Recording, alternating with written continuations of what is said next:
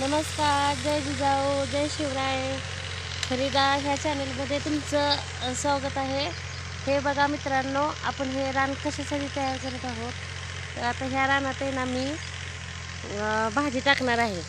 तर हे बघा, हे आपले का नाही हे रान थोडीशी घाण झाली होती ना, तर ते घाण आता हे म्हणजे सगळी उचलले आणि उचलून आता हे जाळायला चाललं आहे.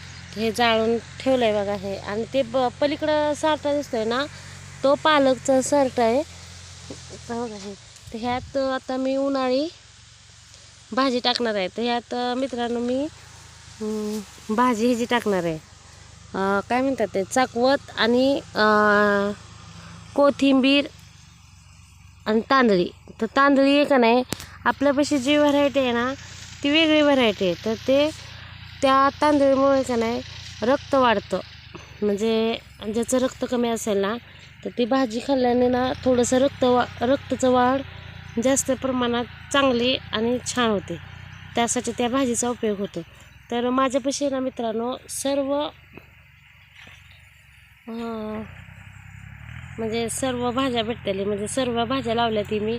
हा आपल्या शेवग्याला शेवगा आता शेंगा बघा, शेंगा खूप छान आल्या ती आणि त्या भरत्याला सुद्धा.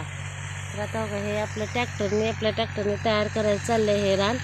तर हे तयार करून झालं नंतर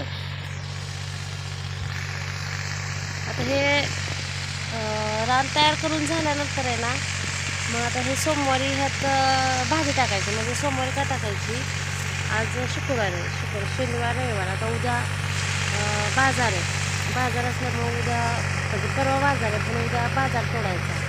मग आता ते फ्लावरला तर कसलाच दर नाही आहे, तरी पण तोडायला पाहिजेलच ना आपल्याला. मार्केट तरी द्यायलाच पाहिजे.